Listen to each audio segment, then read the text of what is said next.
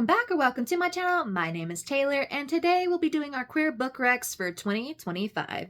Now you've probably seen these books pop up in other videos and other recommendation videos, but this one is consolidated to the here and right now, what I decided to pick out for this one.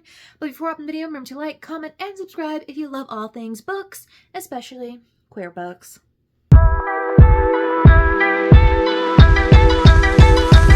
Ever since coming out as bisexual over, I guess 3 to 4 years now, I've been on a journey to learn more about queer history, culture, especially finding some queer reads. So I definitely have a lot to discuss here. I do have primarily YA book recs. That is generally just because I've been on a YA book kick the past year or so, but I've also been someone who tends to read a lot of YA and in general, so that is going to be what it is heavily skewed to. So I'm kind of going to break it up. I'm going to do all of my YA book recs first, then I'll dive into my adult book recs and my one nonfiction book rec. For this video, if you're going to look for more nonfiction, I do have other general short form content giving you more book recs based on specific identities within the community.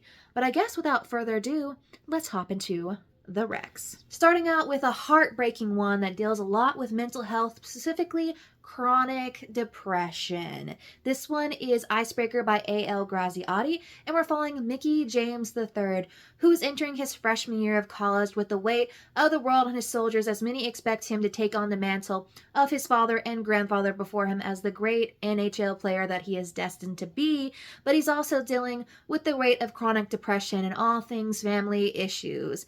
But when he enters his first year of college, he learns that he's going to be playing on the same team as his high school rival, Jason Caulfield. But when the two are forced to get to know each other, a little romance blooms, as well as them opening up about their sexuality. We have some bisexual and gay reps, so if you're looking for some bisexual male representation, this one's for you, but do check up trigger warnings. If you're also looking for a short sapphic read, A Bond Me for Two might be for you. Also, if you love anything related to good food, this one is also up your lane. In this one, we are following Vivi, who is a Vietnamese American who has lived her whole life wondering what her mom's life was like growing up in Saigon in Vietnam, but her mom has essentially remained shut-lipped, shut tight, has not said anything about that, and tells her to never go. So she lies to her parents about going to Singapore for a study abroad program and instead heads to Saigon in search of her mother's family, but also the elusive author of A Bond Me for Two, which happens to be Lon. Lon is still struggling with the death of her father 5 years later, as well as the pressure to take over the family business. So when the two meet up, Lon agrees to help Vivi find a family, and Vivi helps Lon try out for a big journalist contest, and of course, a little cutesy romance ensues. Next up is a queer fantasy, and this one features a sort of love triangle situation that hopefully you'll find out about later. So if you've been watching XO Kitty and thought bisexual love triangles, that's for me, this one might be up your alley. In this one, it's a YA historical fantasy, That Selfsame Metal by Brittany Ann Williams. We're following Joan Sands, who's been blessed by the Orisha god Ogun, I think is his name. Yes, the Orisha god Ogun, and she has the ability to essentially create metal out of her own hands or from scratch.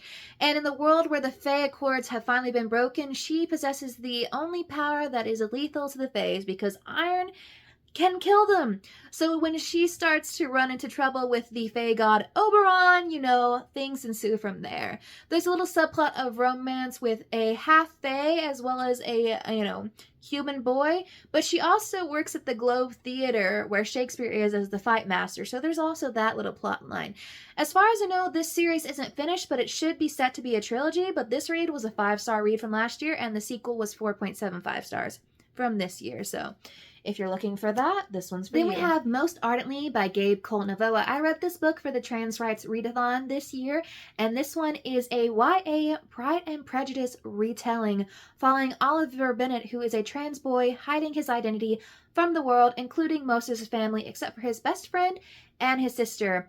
But when he meets Mr. Darcy as both his both his female identity as well as his true self, Oliver, things start to get sticky when Mr. Darcy starts to fall for Oliver instead. Lots of romance and cutesy stuff ensues from there. This one's for the asexuals out there. This is Love Points to You by Alice Lynn. She does have another book that I read last year that does have a bisexual female lead, if you're interested in that one. But this one is her new release, and man, was it cute and was it sweet. So in this one, we are following Linda Fan, who's obsessed with art and plans to do it for her career. But she's aiming for this very expensive, very far away art school, and after her father just remarried, it seems like he and her stepmother are funneling all the money into her new stepsister. So when Angela Wu from her class offers her $10,000 to help her with the graphic design for a new Atome game, she just can't turn down the offer. And while they are working together, they realize they might have more in common than they thought. And of course, romance ensues from there. While the romance is a strong through line for this one, it definitely deals with a lot of coming of age aspects if you're looking for that as well. Then we have the first of 2 Alice Oseman books that I'm going to recommend. If you know anything about me, and I think the rest of the queer community, Heartstopper is in fact part of our lifeblood right now, and we're all patiently waiting for book 6 as well as the conclusion movie, which leave in the comments down below. Are you sad that it's concluding on a movie and not just a full season? Because I'm a little torn on that one. But in this case, we are in Solitaire, which follows Tori Spring, aka Charlie Spring's older sister's story.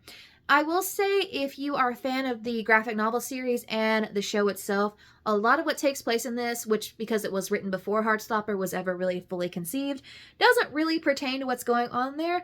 But also this gives me Tori's and Michael's story, which I've been craving for ever since I read Heartstopper. I think it was book 4, and I do think the show didn't do her quite as much justice.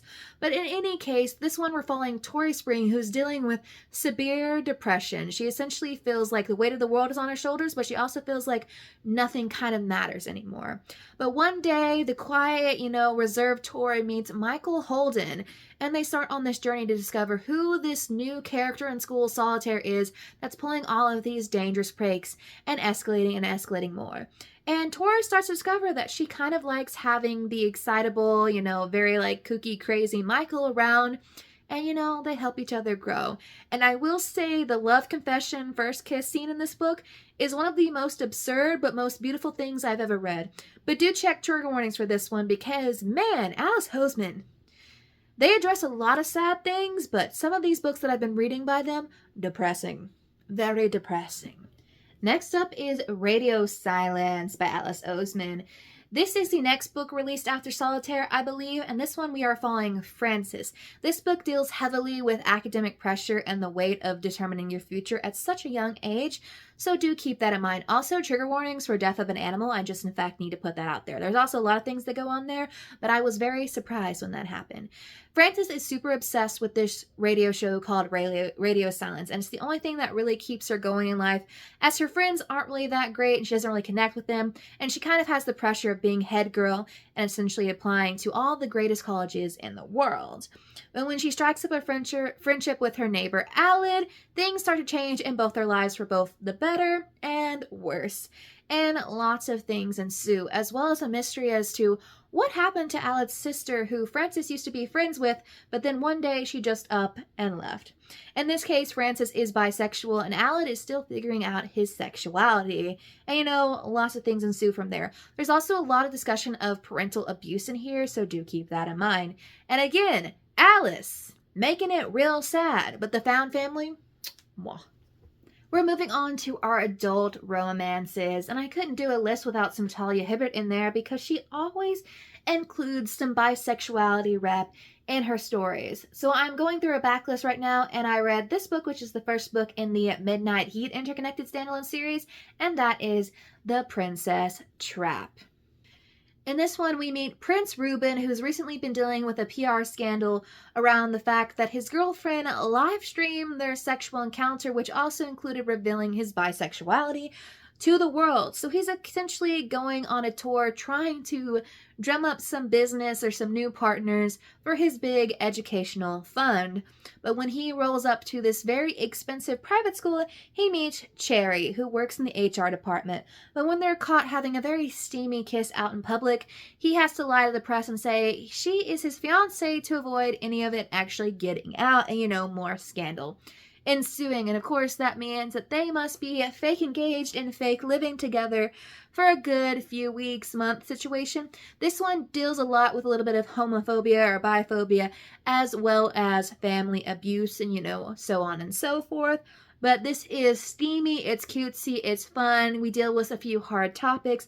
But if you're wanting something quick and lighthearted, this one's for you. Next on, we have a second book in an interconnected standalone series, but I do in fact think they need to be read in order. So if you're looking for great seasonal reads, this one's for you. So Go Luck Yourself is the sequel to The Nightmare Before Christmas. Now, Nightmare Before Christmas, I still don't know how I feel on that one. I gave it 3.75 stars.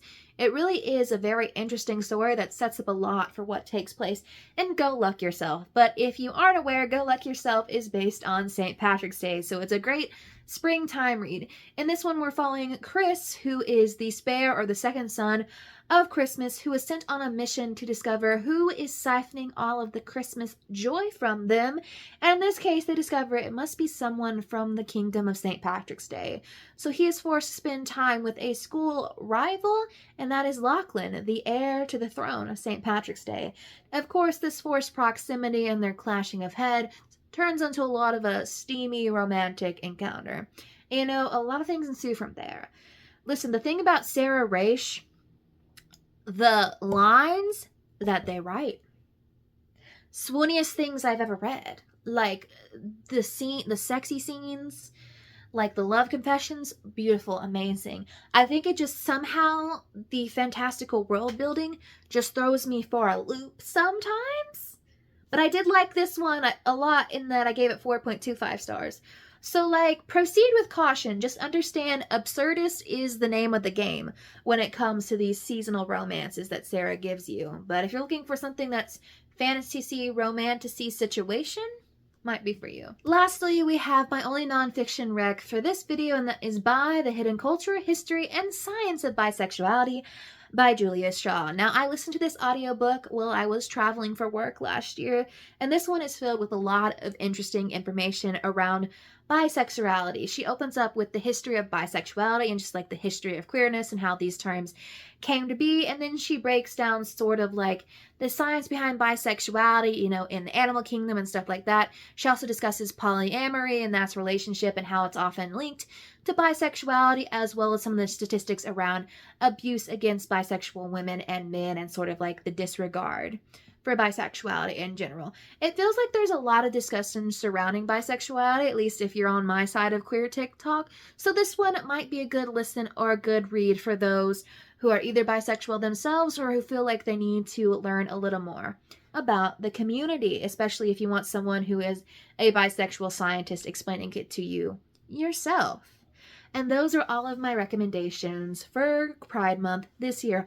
Obviously, I talk about queer books all around, but if you're looking for just a list of things that you can pick up right now, all of these ones are out and released and have some good stories to them.